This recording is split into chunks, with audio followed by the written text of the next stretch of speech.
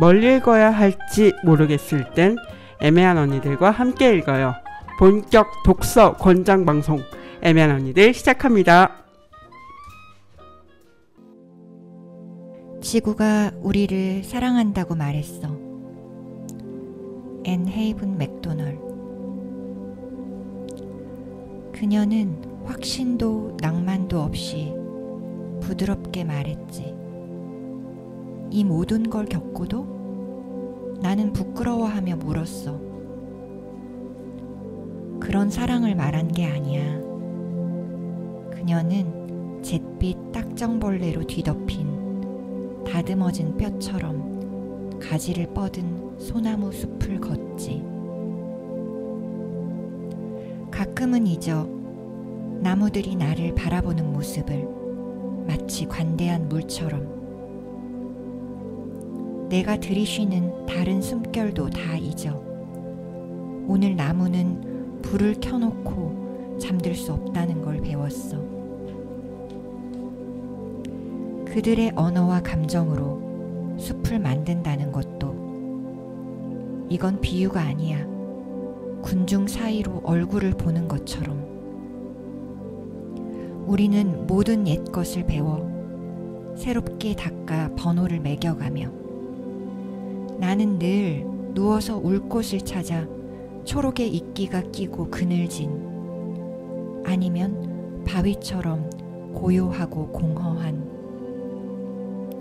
조용히 다시 시작할 곳. 내 뿔을 햇빛 아래 내려두고 나무의 어두운 문으로 걸어가. 슬픔이 내 발자국을 적시며 반짝이는 흔적을 남기네. 희음님이 읽어주신 시로 시작했습니다. 네, 네. 희음님 다시 오셨고요. 안녕하세요. 네, 반갑습니다. 네. 지난주에 이어서 2주째 뵙고 있고요. 우리가 구할 수 있는 모든 것으로 함께하고 있습니다. 첫 번째 읽어주신 시는 어떤 시인가요? 이 시는 우리가 구할 수 있는 모든 것 3부에 나와 있는 시인데요. 제목 보시면 알겠지만 지구가 우리를 사랑한다고 말했어 라는 이 제목이 너무 뭔가 어떤 품을 상상하게 하고 되게 좋더라고요. 그래서 한번 쭉 읽었는데 저는 이 시 중에서 첫 연에 나오는 이 모든 걸 겪고도 라는 부분이 좋았거든요.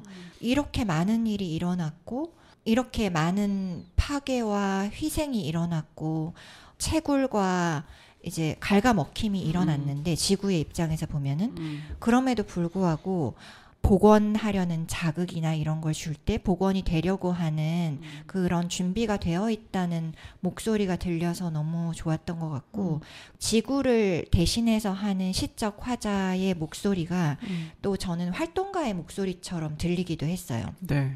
제대로 된 급여를 받는 것도 아니고 그냥 세상과 주변의 이웃들을 구하기 위해서 자신의 어떤 삶은 좀 뒷전인 채로 그렇게 막 달려가는 사람들 있잖아요. 그런 사람들이 꼭 여기에 나오는 지구 같더라고요. 그렇게 실망스럽고 사람들이 이제 어떤 활동가가 하는 만큼 관심을 쓰지도 않고 그리고 그것에 대해서 뭐 함께 행동하지도 않음에도 불구하고 계속 무언가를 하는 사람들이 있거든요. 그러니까 그 사람들에게 이 모든 걸 겪고도 어떻게 계속 그 일을 할 수 있어요? 라는 질문을 하고 싶은 때가 있는데 이 시가 이제 그 질문을 대신함과 동시에 또 뭔가 괜찮다 좀 늦더라도 함께 해나가면 된다, 그냥 같이 이렇게 자기 방식대로 해나가면 된다라는 그런 말을 하고 있는 것 같아서 되게 편안하면서도 좀 희망을 주는 그런 시여서 네, 한번 읽어봤습니다. 활동가들이랑 겹쳐서 보인다라는 또 얘기를 해주셨는데 네. 희음님도 누군가에게 그렇게 묻고 싶겠지만 저도 이렇게 보면서 희음님한테 좀 여쭤보고 싶을 때가 있었거든요. 아이고. 이렇게 막 활동을 하시는 게 좀 지치고 힘들 것 같은데 어떠신지. 네, 저 같은 경우에는 주변의 활동가들을 보면서 따라하고 쫓아가고 이런 게 있는 것 같아요. 네. 아직 활동을 한 지 그렇게 오래 안 돼서 이제 해봐야 한 2, 3년 정도 됐거든요. 기후 생태 위기 활동과 관련된 것은 그 정도 되는데 헌신이라고 할 만한 그런 이름을 붙여도 무방할 듯한 그런 활동을 하는 분들이 굉장히 많고 그런 활동을 하면서도 또 서로에게 막 힘을 받는 거예요. 그래서 계속 웃으세요. 저는 그게 너무 신기한 거예요. 그래서 처음에는 저도 그렇게 웃고 싶어가지고 따라해보고 싶더라고요. 되게 힘든 것 같은데 왜 웃으시지? 네, 계속 막 경찰들한테 떠밀리고 그러다가 다치기도 하고 그런데도 다음 날에는 웃고 있고 옆에 늘 사람이 있고 그런 거예요. 그래서 아, 저런 삶도 한번 살아봐야 되지 않을까라는 생각이 들어가지고 그리고 좀 웃고 있어도 그 이면에 어떤 힘겨움 같은 게 분명히 있을 거라는 생각도 들어서 그거는 이제 저의 상상력인 것인데 그런 생각 때문에 또 아주 미약한 힘이라도 보태고 싶은 마음도 있었던 것 같아요. 그래서 지금 그 힘을 보태고자 하고 있고 뭔가 진짜 열심히 하는 분들에 비하면 저는 아무것도 아닌데 그냥 어쨌든 한번 따라가 보려고요. 아무것도 아니긴요.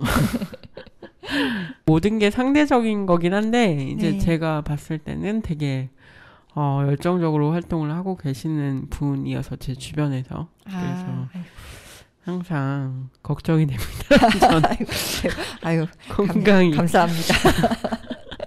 아, 이게 되게 굉장히 물론 내가 해야겠다 이런 생각이 들기도 하지만 반대로 또 이런 사람들이 있어서 너무 다행이다 라는 생각을 저는 좀 많이 했던 것 같아요. 네네네. 그래도 이런 사람들이 이렇게 뭔가를 계속 지켜왔기에 네. 지금 물론 상황 지금도 안 좋긴 하지만 그나마 사람들이 희망을 잃지 않고 뭔가 계속 해보려고 또 할 수 있지 않을까 이런 네. 생각을 했습니다. 네네네.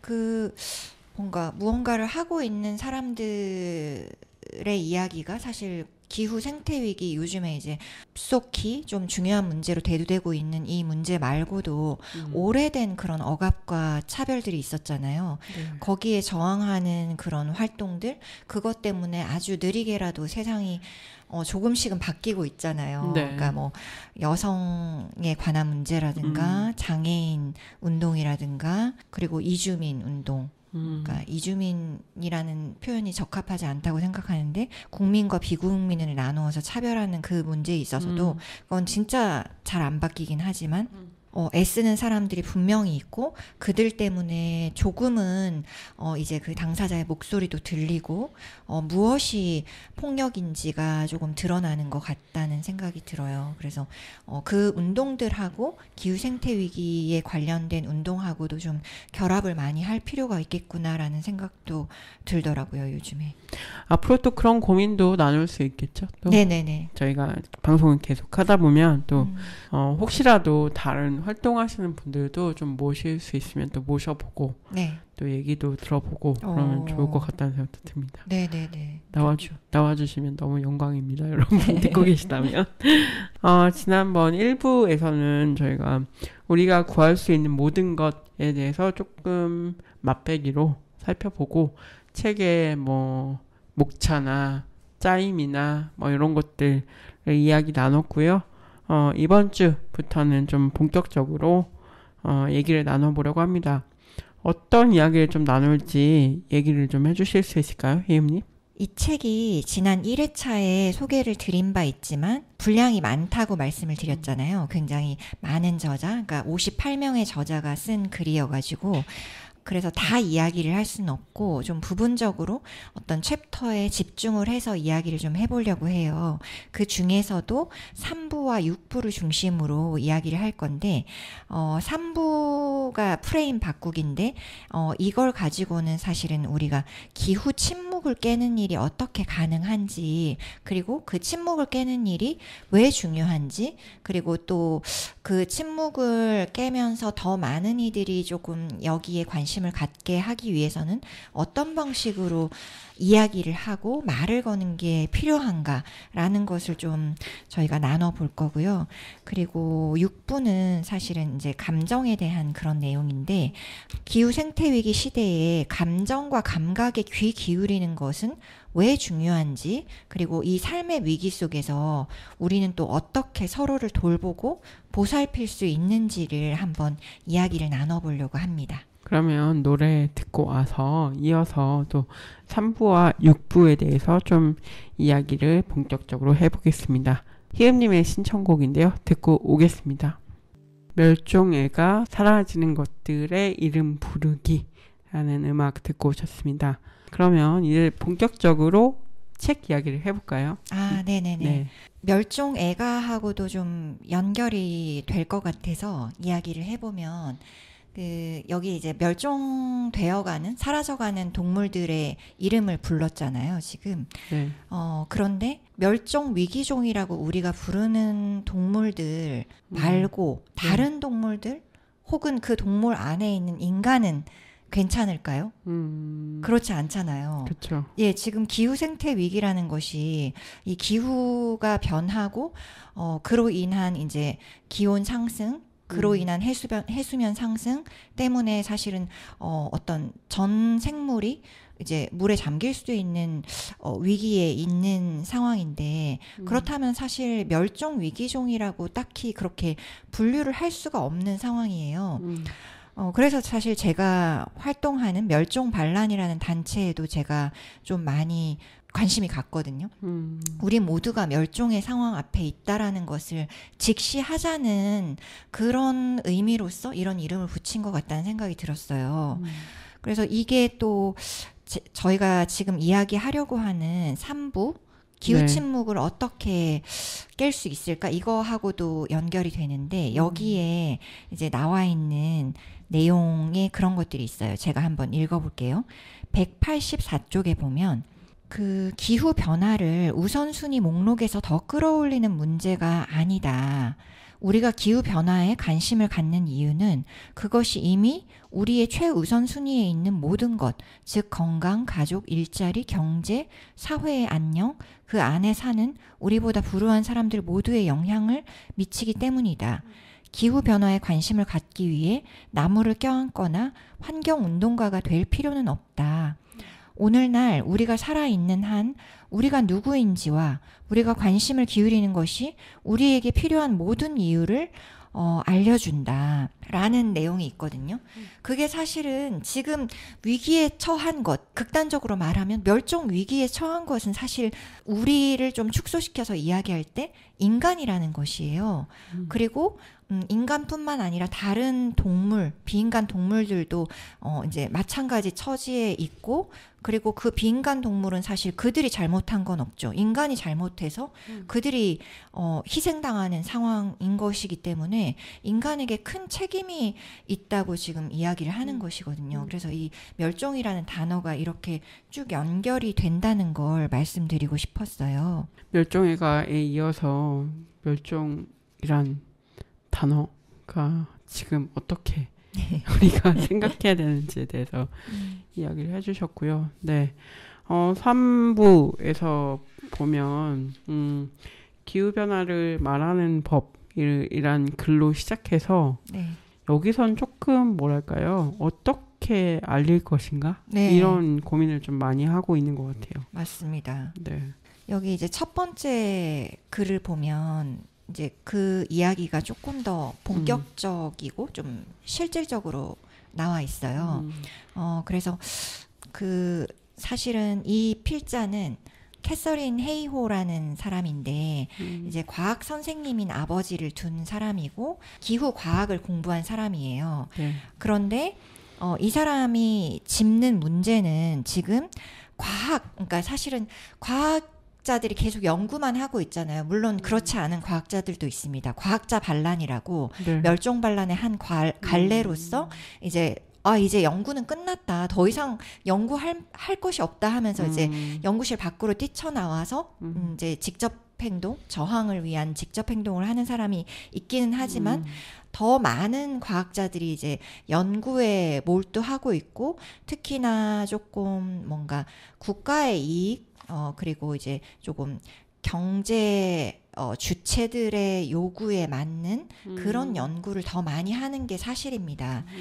그런데 그것 또한 문제지만 거기서 파생되는 어떤 회의론, 뭐 다 끝났다, 이미 늦었다라거나 혹은 사실 이것은 인간이 야기한 문제가 아니고 지구라는 것은 너무 거대해서 우리가 뭐 어떻게 할 수 있는 문제는 아니다. 그냥 자연 현상이다라는 또 다른 회의론자가 있는 거고 또 다른 한편에서는 기술주의가 있어요. 기술로서 다 해결할 수 있다라는 어떤 엄청난 무책임한 낙관론이 있는데 네, 사실 그런 것들도 문제지만 이 필자가 말하는 것은 그런 것보다 더 문제인 것은 생태 위기에 대한 긴급함이 대부분의 대중들에게 없다는 게 문제라는 거예요. 그렇죠. 예. 그냥 먼 나라 이야기거나 아니면 나중의 일이거나 이렇게 생각하는 게 가장 큰 문제인데 그게 사실은 좀 당연한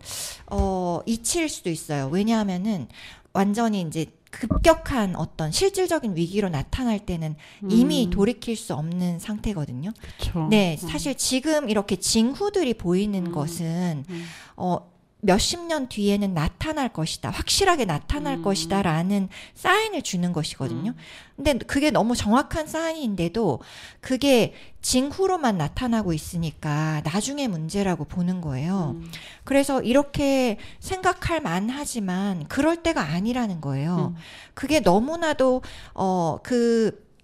이제 확실한 어떤 재난이 올 것이라는 것에 대한 정확한 어떤 징후이기 때문에 물론 그것이 어떤 양상으로 이제 다양한 양상으로 펼쳐질지는 조금 불확실하긴 하지만 어쨌든 몇십 년 후에 이대로 간다면 몇십 년 후에는 너무나도 큰 재난 우리 뭐 인간 비인간을 막론하고 모두가 몰살당할 만한 그런 위기가 올 것이 명확한 징후인데도 이제 그것에 대해서 뭔가 행동하지 않으면 안 되는 상황이긴 하거든요.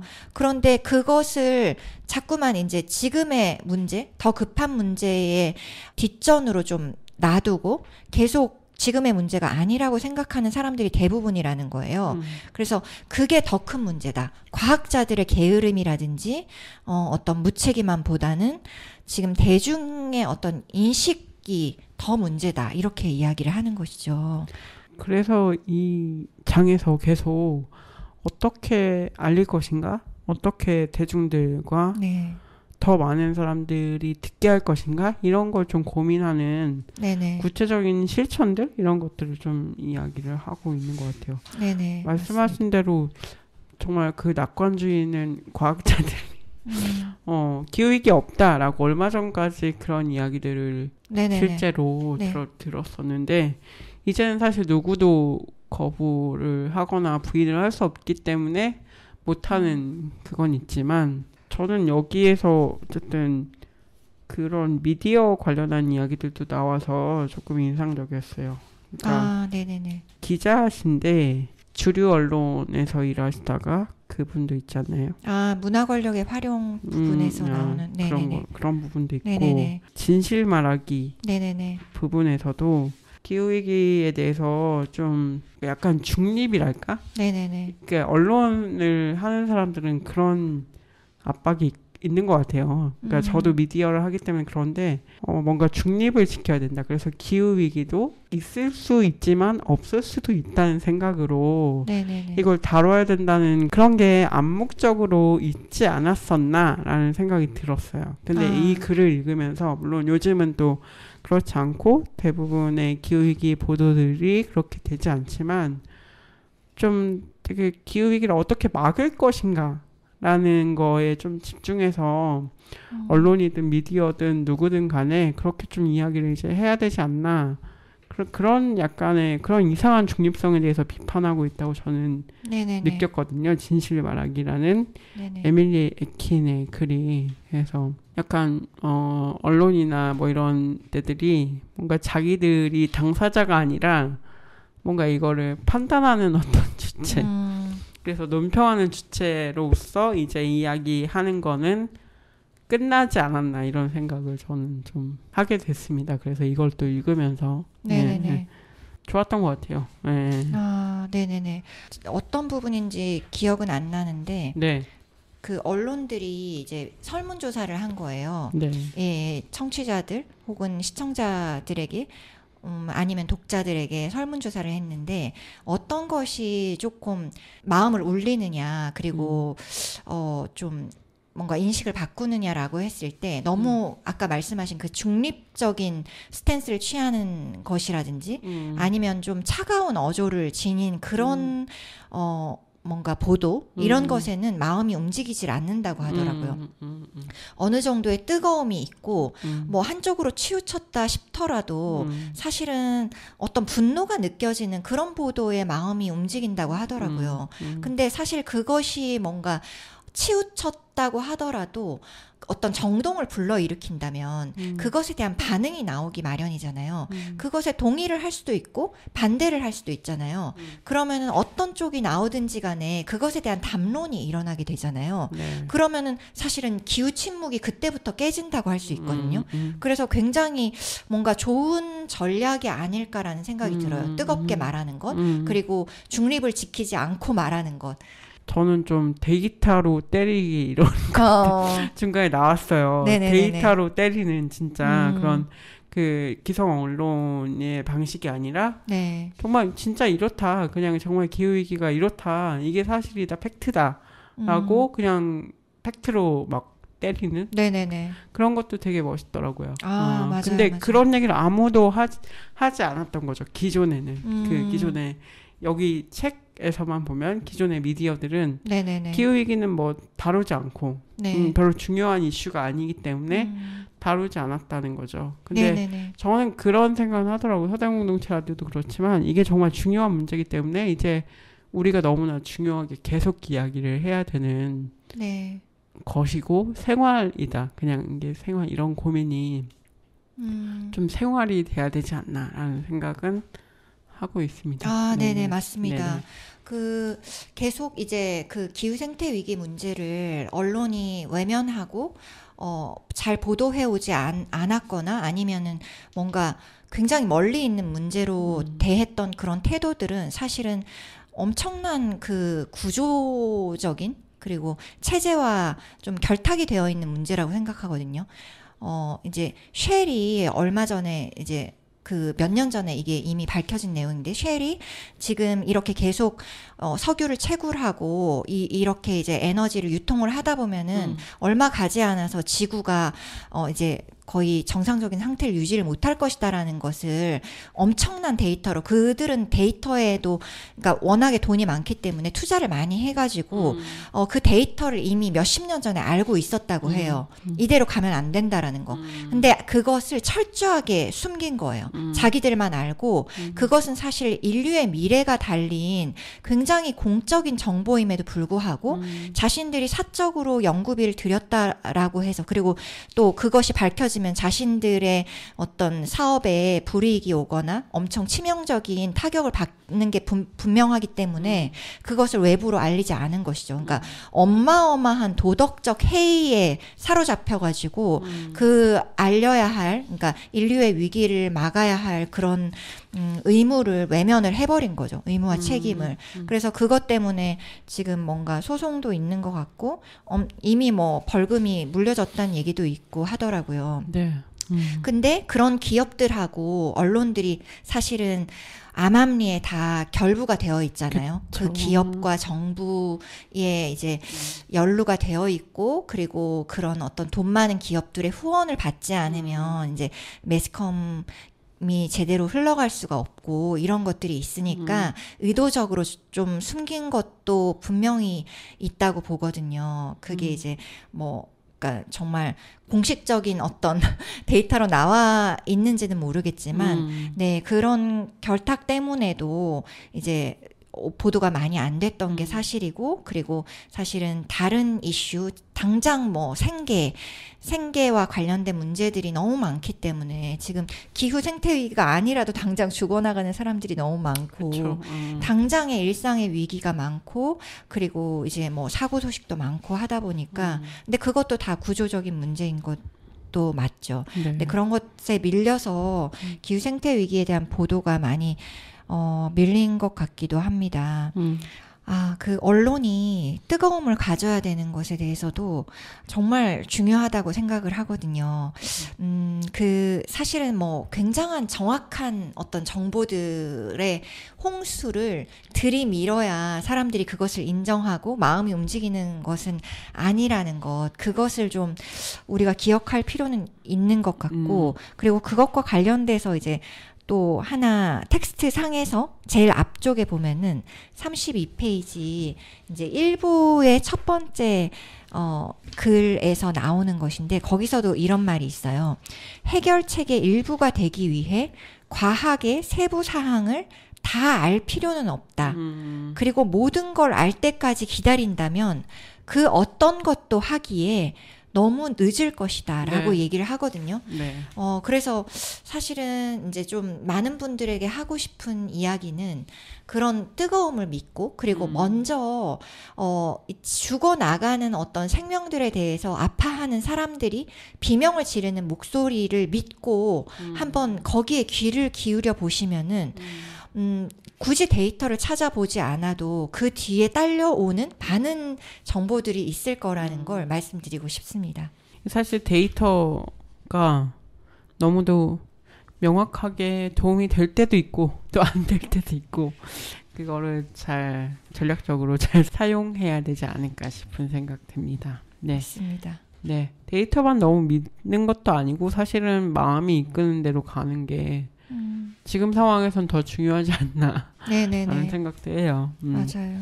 이게 좋지 않은 상황이라는 건 모두가 다 느끼고 있잖아요. 맞아요. 그래서 여러분의 느낌을 믿으시면 되지 않을까 싶습니다. 네. 맞아요. 그래서 그 느낌하고 관련해서 이 챕터에서 하나 더 이야기하고 싶은 부분이 문화에 대한 이야기거든요. 네. 그래서 이제 문화 권력의 활용이라는 챕터가 있어요. 네. 네네네. 그 글이 있는데 문화 권력이라고 하면 이제 살짝 거부감이 들 수도 있는데 그냥 문화의 힘이라고 받아들이시면 될 것 같아요.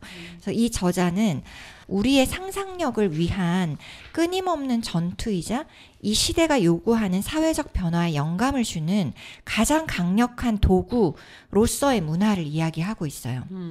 네.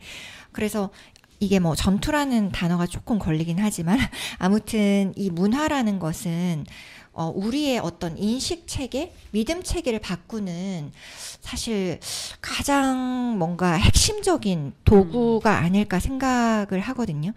네, 그래서 이 문화의 또 이제 중요한 매개가 되는 것이 이야기라고 할 수 있는데 이 저자는 계속 이야기의 힘을 말하고 있습니다. 그래서 그 데이터보다는 뭔가 뜨거움을 가지고 어떤 행동하는 사람들의 모습을 가지고 뭔가 마음을 움직이는 것을 좀 우리가 해보자라고 했었는데 그것과도 통하는 것이거든요. 네. 이야기를 한번 들어보자. 근데 이것은 뭐 어떻게 하자라는 당위를 떠나서 이야기를 하게 되면 사람이 그냥 편안하게 듣게 되잖아요. 네. 뭔가 이걸 공부해야지.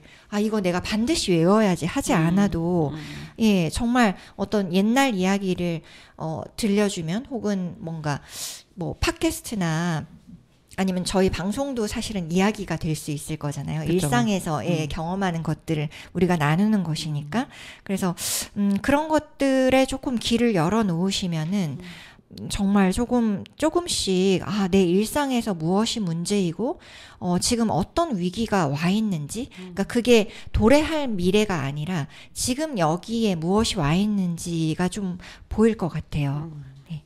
사실 되게 문화의 힘이라는 거는 진짜 그래서 사실은 팟캐스트도 하고 그런 거 아니겠습니까? 라디오도 네네. 하고 맞아요. 그런 게 이게 생각보다 생활이 그냥 된다는 게 내가 매일 듣는 거, 매일 보는 거 그리고 저희 방송국 같은 경우는 골목 안에 있기 때문에 매일 지나가다가 보는 방송국 이게 사실은 굉장히 많은 걸 바꿉니다. 만약에 우리가 기후위기를 일상적으로 고민하는 뭔가를 계속 만든다면 또 바뀔 수 있는 게 많지 않을까 싶습니다. 네. 네네.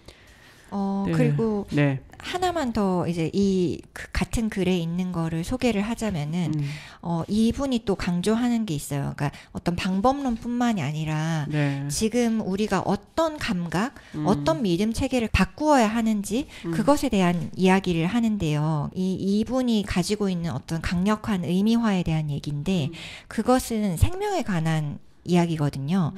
뭐라고 얘기하냐면, 우리는 어떤 생명이 다른 생명보다 중요하다는 생각에 이의를 제기해야 합니다. 이는 인간의 경험을 중심으로 해결책을 제시하고 인간의 공감을 활성화하며 또 다른 세계관으로 인도하는데 도움을 주는 더 많은 이야기를 만드는 걸 의미합니다. 라고 이제 이야기를 하고 있어요.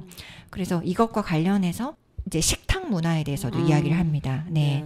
네, 식탁 문화, 음식 문화 이런 것에 대해서도 좀 이의를 제기를 해야 되고 그리고 또 흡연이 또 사실은 엄청난 탄소를 발생시킨다고 해요. 네, 담배를 생산하는 데 있어서 그 탄소 발생량이 뭔가 한 사람으로 따지면 그 사람이 기차를 타는 거 평균적으로 한 달에 한 번 타는 것에 몇십 배를 탄소를 발생시키는 격이 된다고 해요. 그래서 이런 어떤 흡연이 더 이상 쿨한 일이 아니라는 것 그런 것도 조금 문화로서 바꾸어 나갈 수 있다고 이야기를 하고 있고요. 저는 이거 좀 인상적이었어요. 문화 여기에서 우리는 반대하는 것에 초점을 두고 사회적인 운동을 하는 경우가 많습니다. 또 우리가 원하지 않는 것, 즉 안 되는 것을 분명히 알고 있습니다. 우리는 예스의 문화를 만들어야 하며 이것이 우리가 예술가들에게 의지할 수 있는 부분입니다. 그러니까 투쟁이나 탈출에만 얽매인다면 새로운 미래를 상상할 수 없고 예술가들이 조금 예스의 문화라고 했는데 좀 더 상상력, 미래를 좀 만들 수 있는 것들이 필요하다. 이런 것도 좋았습니다. 네네네. 그 너무 중요한 얘기인 것 같아요. 이게 사실은 기후 생태 위기에 대한 교육의 장에서도 많이 나오는 이야기더라고요.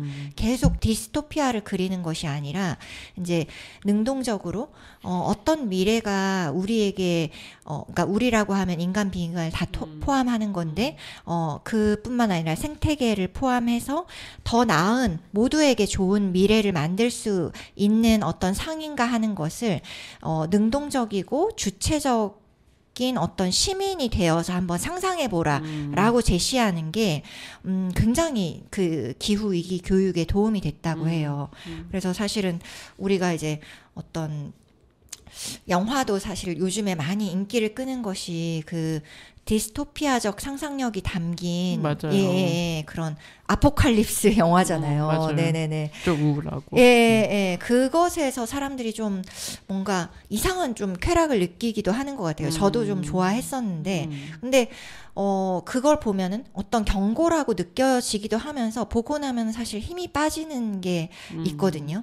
네, 그래서 조금 돈 룩업 같은 것도 엄청난 경고처럼 보였거든요. 넷플릭스 영화. 맞아요. 네네네.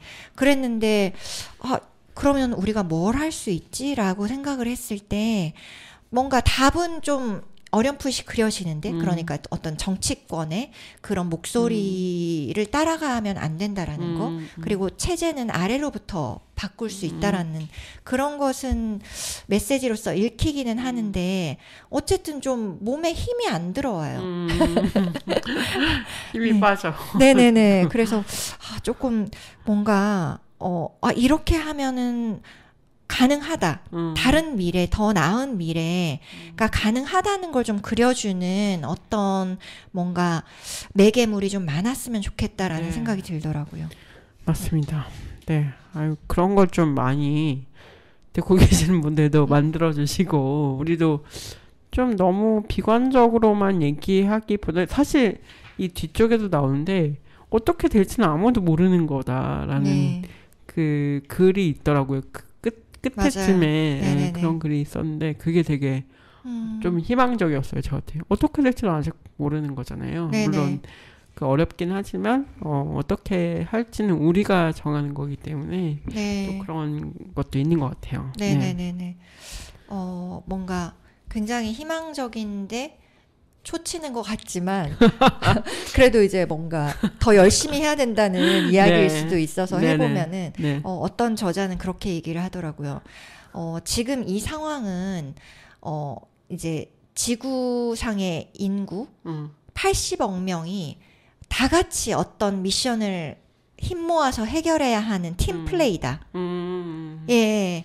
그러니까 이제 그 UN 사무총장도 이렇게 얘기를 했거든요. 그러니까 지금 사실 집단 자살이냐 아니면은 집단 멸종이냐 그 두 갈래 길에 있다. 우리는 무엇을 할 것인가 이렇게 물었던 것과 같은 맥락인 것 같아요. 그래서 이렇게 사실은 쉬엄쉬엄 하면 안 되는 상황에 있다라는 것을 좀 한번 말씀을 드리고 싶었습니다. 알겠습니다. 네. 갑자기 마음이 무거워지네요. 아이고 죄송합니다. 네. 그러면 저희가 좀 3장에 대해서 좀 어느 정도 이야기 나눴고요. 그러면 아까 말씀해 주셨던 6부, 3부 6부라고 했는데 6부에 대해서 좀 이야기를 해볼까요? 우리가 네네네네. 네. 느끼기, 네네네. 감정에 대한 이야기가 또 네. 6부에 있었다고 그렇죠. 했죠. 네네네네. 네. 6부가 사실 진짜 저는 이 6부에서 첫 번째 글이 진짜 좋았거든요. 네, 아프다는 것이라는 네네네. 글이네요. 네네네. 애쉬 샌더스가 예, 맞아요.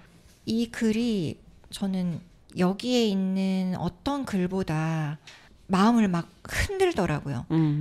그게 사실은 왜 그럴까라고 생각을 해봤는데 슬픔과 분노에서 시작했기 때문이 아닌가 싶어요. 그러니까 자신의 감정을 굉장히 솔직하고 적나라하게 들려준다는 것. 그런데 그게 왜 마음을 흔드나라고 생각을 해보면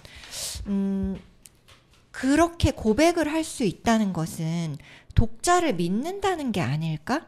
이 사람이 지금 이 글을 읽고 있는 나에게 기대고 있는 게 아닐까? 이런 생각이 들었거든요. 그래서 더 잘 들어주고 싶더라고요. 예. 너무 힘들다 지금. 네네네네네. 이런 사람들이 너무 지금 소중한 사람이기 때문이기도 한 것 같아요. 지금 절체절명의 위기에 있고 잘 뭔가 지금 한국에서 잘 느끼지는 못하지만 어쨌든 재난을 당하는 사람들이 꽤 있고 그렇죠. 그리고 한국에서 떨어진 이 남반구 국가에서는 정말 팔레스타인 같은 곳에서는 3분의 1이 물에 잠기기도 했어요. 얼마 전에는. 그래서 어마어마한 그러니까 2,000명이 사망하는 일이 발생을 했었고 엄청난 인구가 이동을 해야 되는 상황이 되기도 했었어요. 그런데 그것을 사실은 지금의 문제가 아니라고 할 수가 없잖아요. 그쵸. 그런데 거기에서 떨어져 있음에도 불구하고 그 현실을 아파하는 사람이 있다는 게 너무 소중한 거예요. 자기 몸이 아프고 정신이 사실은 거의 뽑힐 만큼 아파하는 사람이 있다는 게 그게 너무 중요한 일인 것 같더라고요. 그래서 정말 잘 읽었던 글인 것 같아요. 네. 그러니까 기후 위기나 이런 멸종에 대한 네네. 스트레스라고만 얘기할 수 없지만 어쨌든 그게 실제로 이 나의 고통이 되고 나의 고통 때문에 어찌할 바를 모르는 그런 사람들의 이야기가 나왔던 것 같습니다. 네네네. 예. 그리고 그 아픔이 저는 이제 더 남의 일이 아닌 것처럼 느껴졌던 것은 이제 여기에 필자 자신하고 그의 친구이자 동료인 크리스라는 사람의 이야기가 나와요. 두 사람의 이야기가 이제 이 글의 전체를 구성을 하고 있는데 그 두 사람이 이제 처음에 아파하면서 반응을 했던 게 뭐냐면은 나라는 사람이 그러니까 한 인간이 얼마나 해로운 존재인가 이런 것 때문에 또 아파하는 거예요. 그래서 제대로 먹지도 않고 먹고 배출하고 이런 것들이 누군가에게 고통을 주는 일이라는 생각, 무언가를 착취하는 일이라는 생각 때문에 자신을 말라가게 하고 있었던 거예요. 그래서 그게 너무너무 아프더라고요. 그래서 그렇게 하다 보니까 사실은 살지를 못하잖아요. 살이 막 거의 몇십 킬로가 빠지고 그죠. 이렇게 되는 거예요. 그러다 보니까 이제 벼랑 끝에 몰리니까 결국에는 모든 걸 다 떠났다라고 이야기를 하는 것이죠. 그러면서 말을 하는 게 뭐냐면 나는 세기를 넘어 지속할 세상을 원했다. 내 존재가 다른 존재의 종말을 의미하지 않는 세상을 원했다. 그렇게 원하다 보니까 결국에는 나를 해치게 되더라는 거예요. 그러다 보니까 비통해하는 것. 이건 정말 못 참겠다고 말하는 것. 그리고 이를 참아내려는 사람들과 함께하는 것. 그렇게 힘든 상황 속에서도 함께하는 사람들이 꽤 많이 있었다면은 그 이제 뭔가 자신을 뭔가 피폐하게 만드는 그런 상황을 벗어날 수도 있지 않았을까 하고 조금 회고를 하는 부분이었어요. 그래서 여기에서 또 다른 이야기가 시작되더라고요. 이 상황이 너무나 힘들어서 자기를 죽이게 된다면 그것도 너무 슬프고 그런 예민한 사람들, 그런 예민함을 가지고 있는 사람들의 존재가 너무 소중한데 좀 같이 해보자라고 이야기하고 싶은 마음이 네네. 저는 있어요. 그래서 그냥 나를 죽이기보다는 네. 조금 더 살아서 힘내서 다른 걸 좀 같이 해봤으면 좋겠다. 맞아요, 맞아요. 네, 그런 책에서도 그런 이야기를 하고 있죠. 네네네네. 근데 그게 이제 방금 말씀하신 그 부분을 고민을 하고 있기도 한데 저자가 그것이 또 얼마나 힘든가 하는 그쵸. 것도 이야기를 맞아요. 해요. 맞아요. 그래서 이제 내가 얼마나 이 세상에 해를 끼치고 다른 생명에게 해를 끼치는 존재인가 하는 자각에서부터도 자신을 이제 소진시키기도 하지만 또 다른 한편으로는 어쨌든 자기가 살아내더라도 그럼 이렇게 살아내는 게 의미가 있기 위해서는 다른 생명 그리고 이 세상을 구하는데 엄청나게 열정적으로 헌신해야 된다라는 게 또 있는 거예요. 몸을 잘 지키면서 생활을 하게 된 뒤로부터는 이제 크리스라는 사람은 너무나도 헌신을 하다 보니까 또 몸이 망가지는 그렇죠. 상황이 오는 거예요. 그렇죠. 네네네. 그러니까 이제 그 상황을 보면서 저자는 이야기를 해요. 왜 자신을 돌보는 일과 세상을 돌보는 일이 양자택일의 문제가 되어야 하는가라고 질문을 하면서 자신을 돌볼지 아니면 세상을 돌볼지 그 둘 중 하나를 택해야 하는 이 상황을 벗어날 수는 없을까라는 질문을 하면서 뒤에 이제 또 뭔가 이를 위해서는 어떤 비판이 필요하고 또 어떤 고민이 필요한지를 또 이야기를 하고 있어요. 네. 참 딜레마이기도 한 것 같아요. 네. 그러니까 이런 활동을 하다 보면 사실은 되게 막 집중하게 되고 또 자기 생활은 또 놓게 되는 부분도 있고 그럼 저도 활동하면서 그런 분들도 많이 만나는데 일단은 자기를 좀 잘 챙겼으면 좋겠다는 생각을 또 하기도 하고 또 그게 안 되는 상황이 또 안타깝기도 하고 그렇습니다. 또 많은 분들이 또 그런 고민하실 것 같아요. 뭘 하든 간에 골몰하게 되면. 네네네네. 맞아요.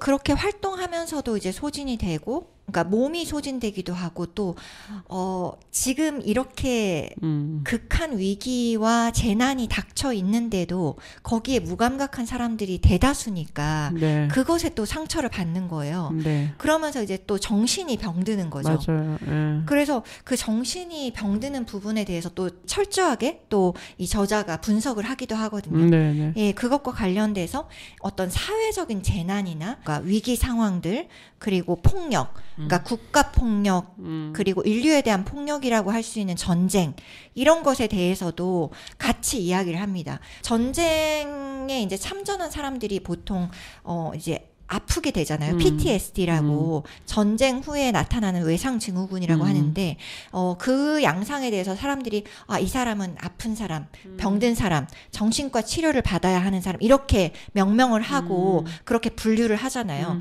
근데 그것에 대해서 비판을 하면서 그것을 이제 기후 생태 위기 앞에서 아픈 사람하고도 같이 묶어서 이제 분석을 하거든요. 그게 이제 사실은 사회가 이 병든 사회가 불러온 아픔이라는 거죠. 그러니까 사실은 그 아픈 사람들이 병적이거나 병을 앓고 있는 것이 아니라 병든 것은 이 사회라는 것이죠. 네, 그러면서 이제 이런 식으로 책에서 언급을 합니다. 만약 우리 사회가 아파서 우리가 아픈 거라면 환자인 우리와 더불어 사회도 치료해야 하지 않을까라는 맞아요. 질문을 던지고 있어요. 개인의 문제로 계속 약간 저도 어느새 고민하고 있지 않았나라는 그런 생각, 반성을 좀 하면서 사실 저도 막 요새 몸이 되게 안 좋거든요. 그렇지 않나요? 약간 맞아요. 저도 날씨가 이상하니까 네. 계속 몸이 맞아요. 얘가 종잡지 못하는 거예요. 내가 내 몸이 여기 적응을 못하는 느낌이 좀 있거든요. 저는 그래서 좀 그런 것들도 좀 우리한테 영향이 네. 있지 않을까 이런 생각도 합니다. 그렇죠. 네. 네, 어느새 좀 길게 이런저런 이야기를 하다 보니까 시간이 끝날 시간이 됐어요. 아이고 많이 남았는데 아쉽네요. 그냥 할 말이 너무 많은데 지금 1시간이 다 끝났고요. 큰일 났네요. 2주에 걸쳐서 우리가 구할 수 있는 모든 것을 가지고 희음님이랑 같이 이야기 나누었는데요. 어떠셨습니까? 네. 저는 시간이 이렇게 된 줄도 모르고 열심히 떠들고 있었고, 그리고 이제 책을 이렇게 보니까 이야기하려고 펜 색깔 다르게 해가지고 체크해 온 것이 있는데, 네. 그걸 반도 못했다는 걸 깨달았습니다. 그렇군요. 그래서 그 빨간 줄 쳐놓은 나머지 부분은 비밀로 하고, 네. 그거는 이제 청취자분들께서 상상을 하면서 이 책을 읽으면서 찾아가 보시면 어떨까 하는 생각이 들었습니다. 비밀 보물찾기처럼 네네네. 찾아보는 걸로 하시고요. 네, 저도 너무 아쉽네요. 생각보다 너무 시간이 빨리 가서 이 얘기를 많이 못해서 너무 아쉬운데 또 할 일이 있겠죠. 네, 또 네. 계속 비슷한 얘기가 나올 겁니다. 앞으로. 그쵸? 네, 앞으로 계속 얘기를 할 거니까 여러분 같이 함께 해주시고 이 책도 우리가 구할 수 있는 모든 것도 읽어보시면 삶에 피가 되고 살이 되는 좋은 공기가 되는 네. 그런 책이니까 놓치지 마시고 여러분도 꼭 챙겨보시기 바랍니다. 그러면 저희 애매한 언니들 2회였고요. 희음님과 함께한 방송 마무리해보도록 하겠습니다. 감사합니다, 희음님. 감사합니다. 네, 마지막으로 피오나 애플의 Across the Universe 들으면서 전 인사하겠습니다. 감사합니다.